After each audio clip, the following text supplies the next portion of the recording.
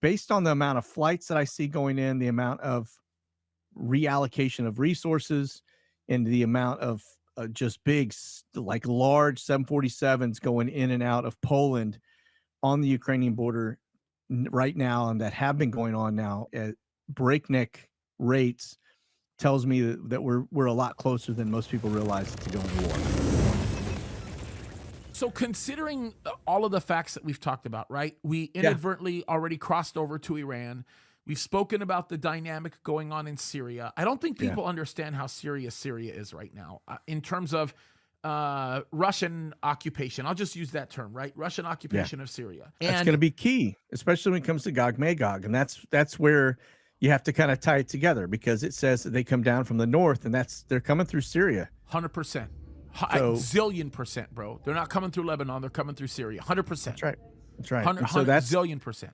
key to understand is because you got Russia, Turkey, and Iran all right there making up, doing their stuff in Syria. The fact that the Iranian drone came across the border in the air tells you that they're right there.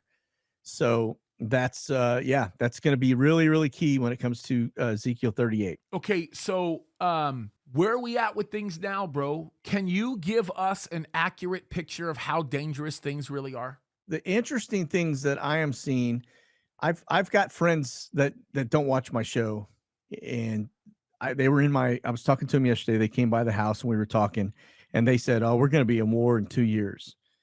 And this is a guy that actually, this is what's crazy is he's ex-army and he was on Patriot missiles. And I said, "You're going to be called up.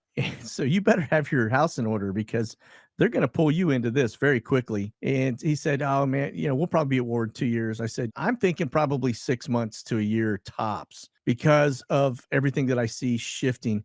The fact that we are starting to already, you've got a major event going on in June because Finland has just come into NATO.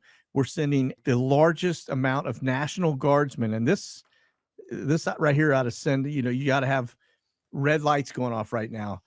We're sending the largest amount of National Guardsmen, Air National Guard from our country to Finland for a giant 10-day exercise that will have the largest amount of fighters in the air ever seen in the region. And the fact that we're taking from our Air National Guard means that we're taking away from resources that are here to protect the United States and taking them to Finland, which the timing of that's going to be June.